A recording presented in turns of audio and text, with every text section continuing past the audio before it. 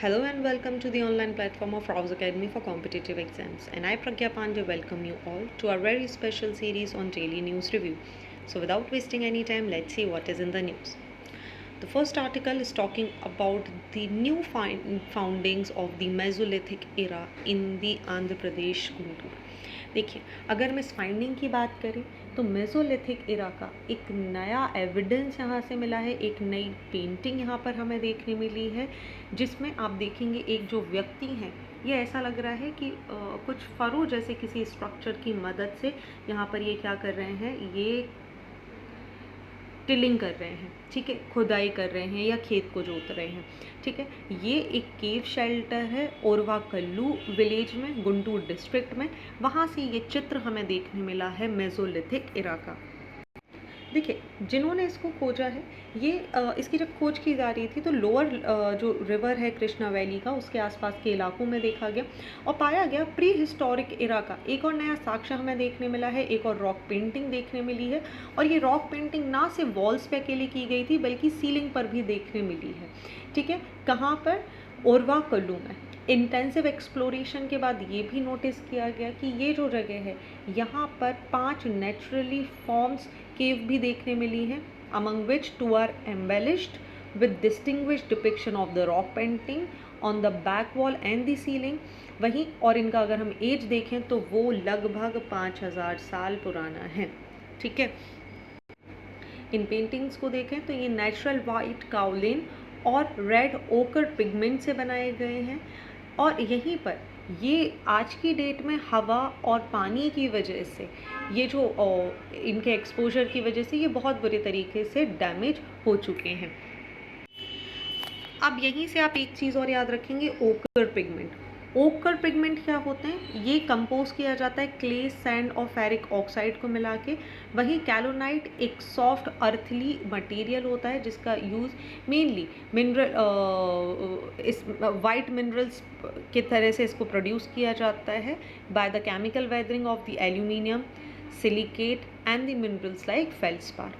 So this is extremely very important thing. ये आपको समझ में आ रहा है। यहाँ पर जो पेंटिंग्स हैं इसमें समझ आ रहा है कि टिलिंग की जा रही है। इसके अलावा और भी पेंटिंग्स देखने मिली हैं जिसमें एक व्यक्ति हैं, वो वाइल्ड गोट को यहाँ पर कैच कर रहे हैं with their left hand while welding a hook like a implement to control it. वो राइट हैंड से करने की कोशिश कर रहे हैं। इसी तरीके से और भी इमेजेस देखने मिली है मेसोलिथिक एज की, जहाँ पर 2 व्यक्ति खड़े हुए हैं, ठीक है। उनके पीछे उनके बच्चे से हाथ रेस करते हुए पीछे से दिखाई दे रहे हैं। तो this is also one of the very nice finding जो आपको मेसोलिथिक एरा के बारे में कुछ नई बातें बताती है। आगे बढ़ते हैं अगले आर्टिकल की तरफ, जहां बात की जा रही है refugees as asset to their new countries.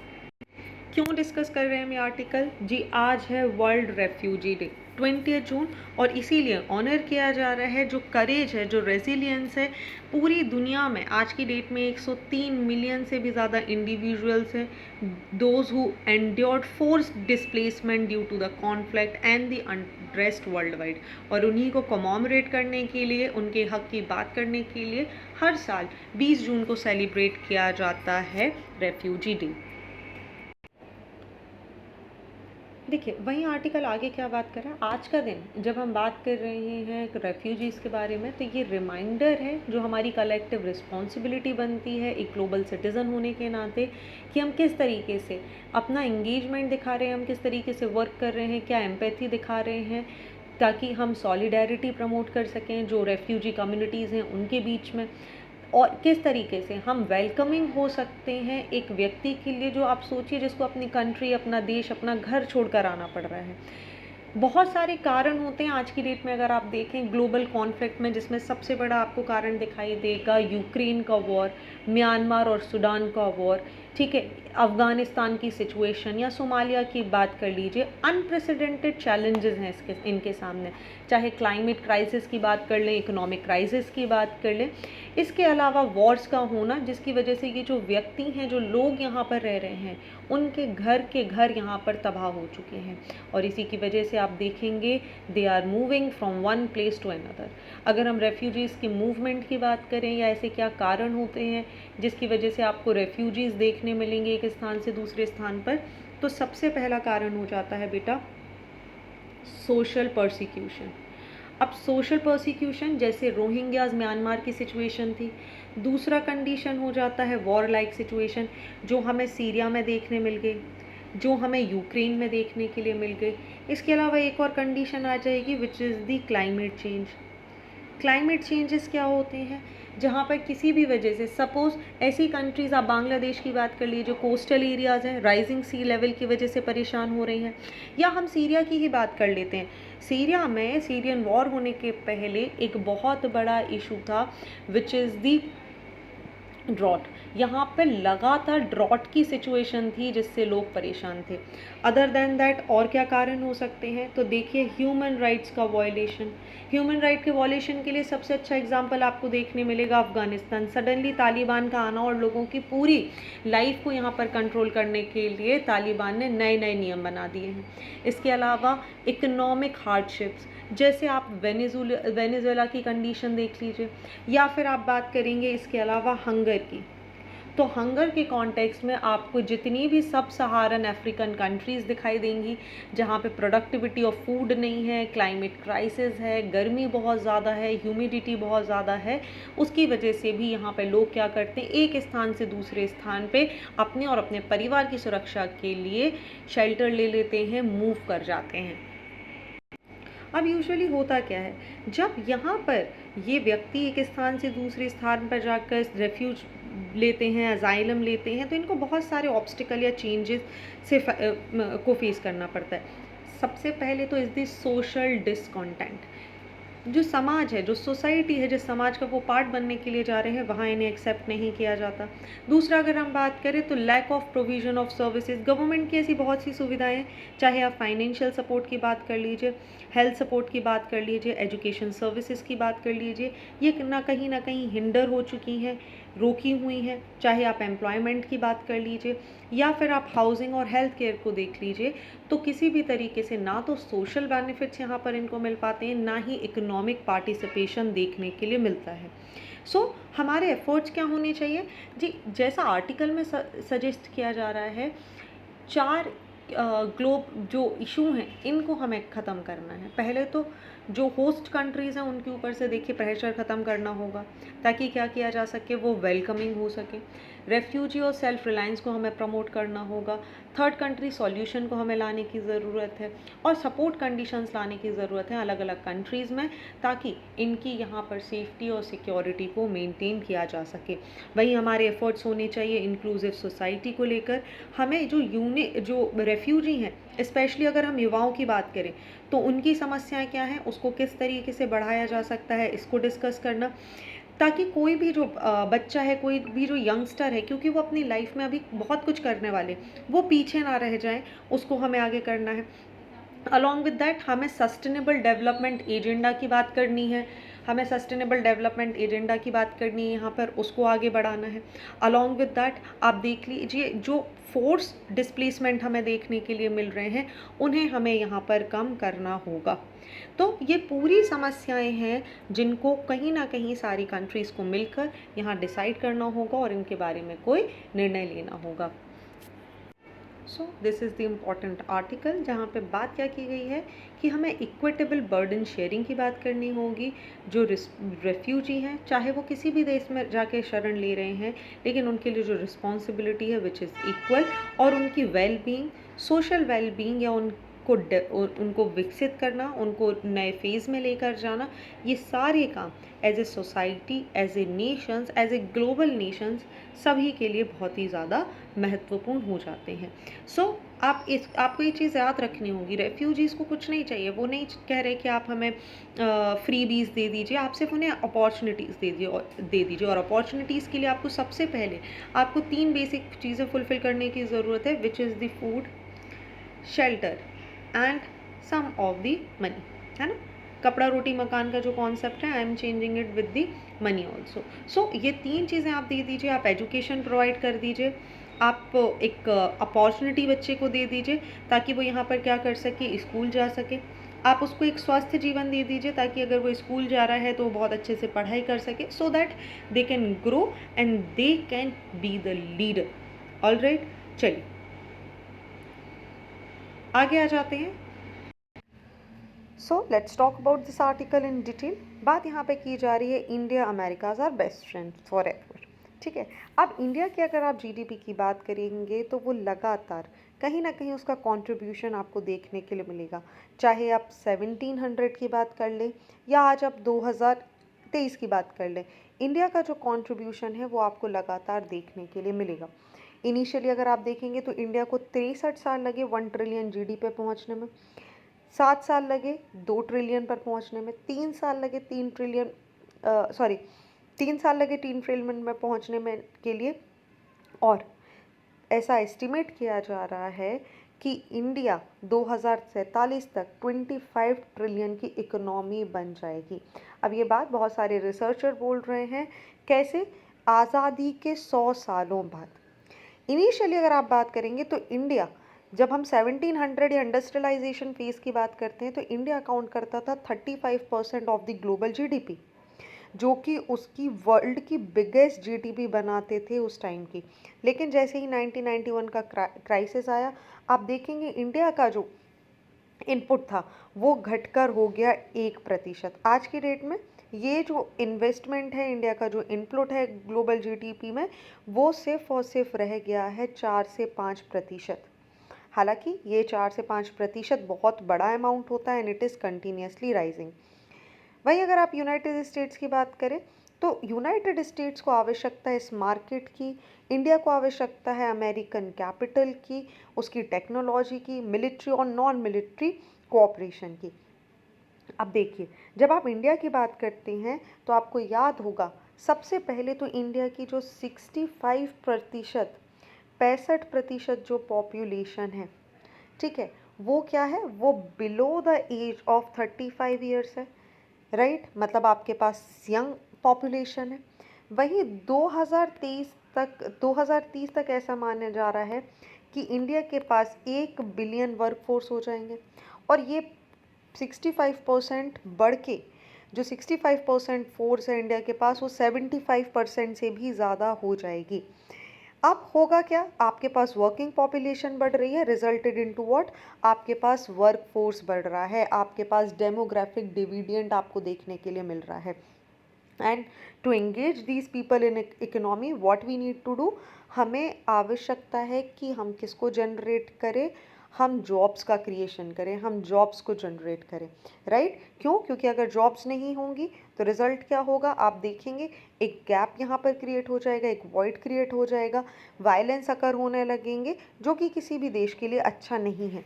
क्योंकि आज भी अगर आप बात करेंगे तो राइट नाउ इंडिया का जो पर कैपिटल आप देखेंगे मोबाइल डेटा कंजम्पशन है, वो 122nd पर इंडिया है, which was one of the lowest. वहीं अगर आप 2030 में देखेंगे तो इंडिया के पास वर्किंग पॉपुलेशन है वो 1 बिलियन से भी ज़्यादा होने वाली है, जो कि अगर आप पूरी की पूरी G8 पॉपुलेशन को उठा के भी देख लें तो उससे ज़्यादा है।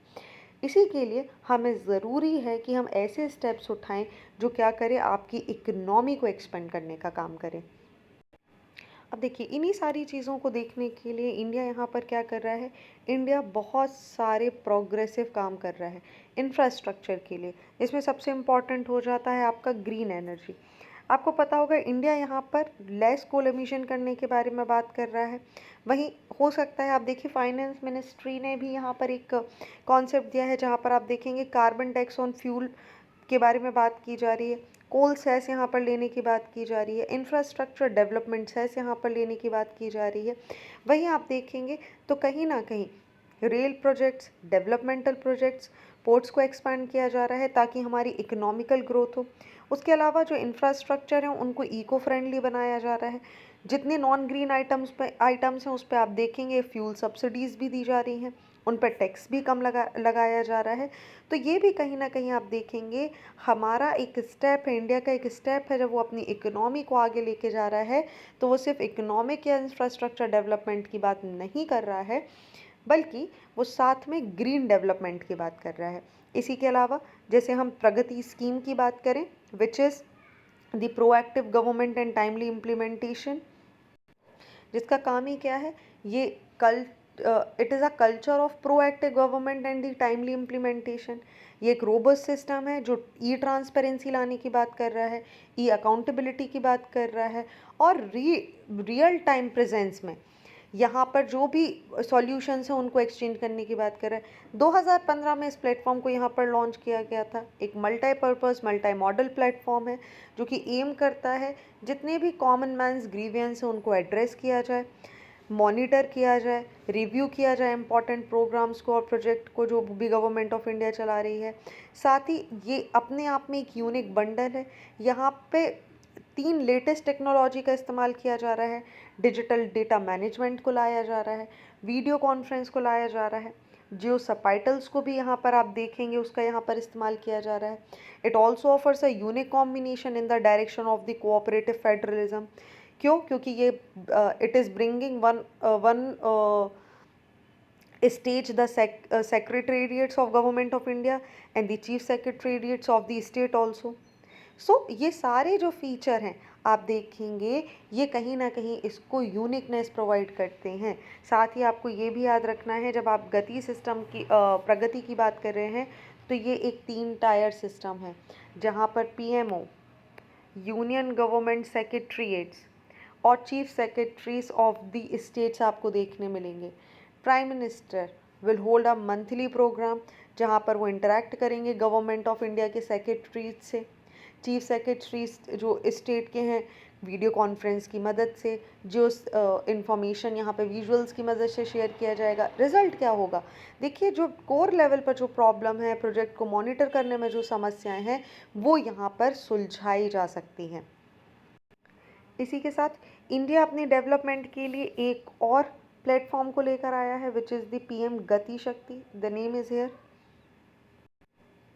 अब देखिए गति शक्ति की बात करते हैं। तो गति शक्ति क्या है? सबसे पहले तो आप इसके बारे में समझ लीजिए। एक जियो सबटाइटल इंफॉर्मेशन सिस्टम है यहाँ पर जो कि इंश्योर करेगा, एक इंटीग्रेटेड प्लानिंग को लाएगा, इम्प्लीमेंट करेगा इंफ्रास्ट्रक्चर प्रोजेक्ट को अपकमिंग 4 सालों में। इसका जो फोकस है वो रहेगा ग्राउंड सेविंग कॉस्ट और क्रिएटिंग जॉब्स। गति शक्ति स्कीम ये सबस्यूम करेगी ₹110 लाख करोड़ इन दी नेशनल इंफ्रास्ट्रक्चर पाइपलाइन जैसे 2019 में लॉन्च किया था। ठीक है, ये एक इंटीग्रेटेड अप्रोच है जहाँ पे अलग अलग जो 16 इंफ्रास्ट्रक्चर से रिलेटेड मिनिस्ट्रीज़ हैं उन सभी को एक प्लेटफॉर्म पर लेकर आया जाएगा, जिसकी वजह से जो लॉन्ग स्टैंडिंग इश्यूज़ होते हैं उनको डिसजॉइंट प्लानिंग होती है, लैक ऑफ स्टैंडर्डाइजेशन हमें देखने के लिए मिलते हैं, प्रॉब्लम देखने के लिए मिलती है, उनको एक समय पर एक ही स्थान पर क्लियर किया जा सकेगा, टाइमली क्रिएशन किया जा सकेगा, समय का यूटिलाइजेशन किया जाएगा और कैपेसिटी बिल्डिंग के लिए काम किया जा सकेगा। सो आप याद रखेंगे ये कॉमन अम्ब्रेला प्लेटफॉर्म है through which infrastructure project can be planned and implemented in efficacious manner by way coordination between various ministries and department on a real time basis। होगा क्या? इससे बहुत सारे डेवलपमेंट प्रोजेक्ट आएंगे जैसे नेशनल मोनेटाइजेशन पाइपलाइन आपको देखने मिलेंगे। ठीक है, और ये जो सारी चीज़ें हैं ये आपकी इकोनॉमी को डेवलप करने के लिए बहुत ज़्यादा हेल्पफुल रहने वाली हैं। अब देखिए इस ट्रांसपेरेंसी और एफिशिएंसी से फ़ायदा क्या होगा? देखिए जो हमारे लोग हैं वो कनेक्ट होते हैं, वो समझ पाते हैं कि उनकी अकाउंटेबिलिटी क्या है, गवर्नमेंट की फाइनेंशियल स्पेंडिंग्स क्या होती हैं। उसी तरीके से आप देखेंगे तो इंडिया को मिले हैं 100 बिलियन रेमिटेंस। ठीक है, and at around 20 million is a TED less than the overall global migrant population.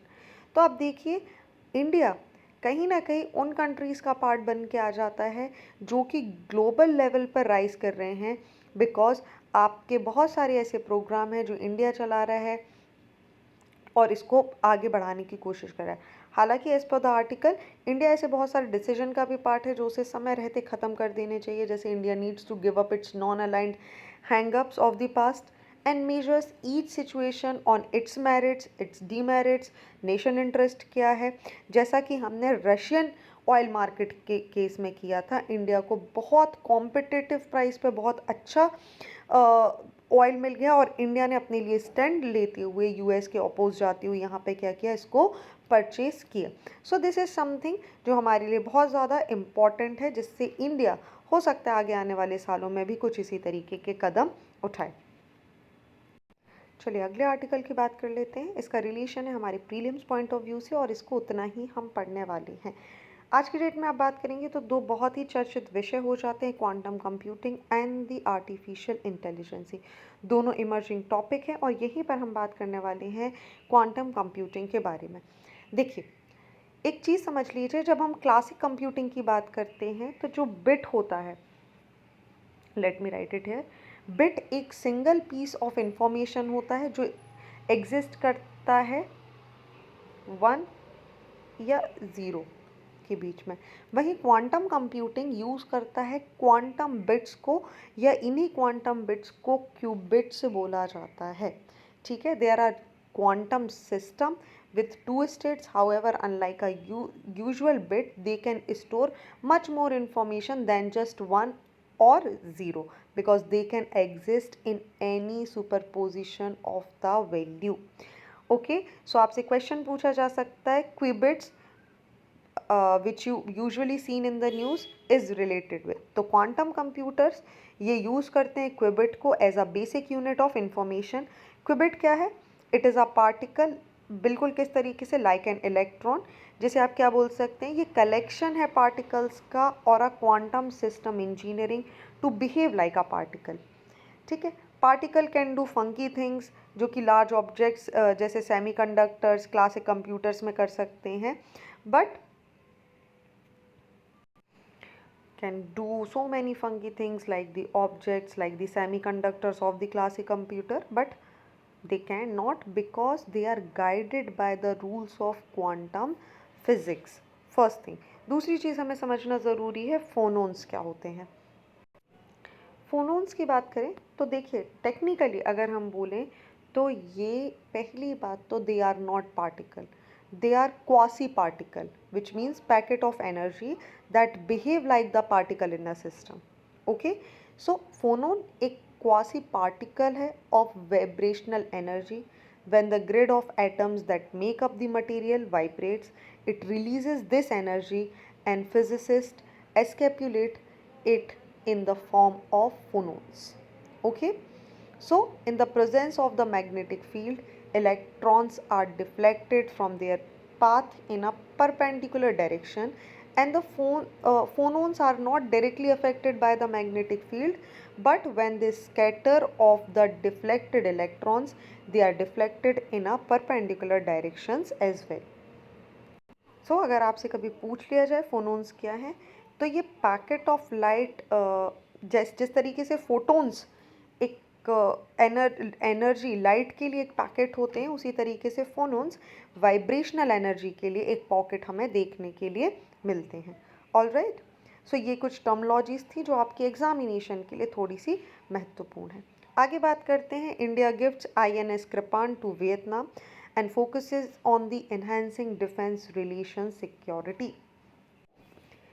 अब देखिए इंडिया ने क्या किया है, इंडिया ने अपना indigenously built in service missile covert, जिसे INS कृपान बोला जाता है, उसे दे दिया है वियतनाम को।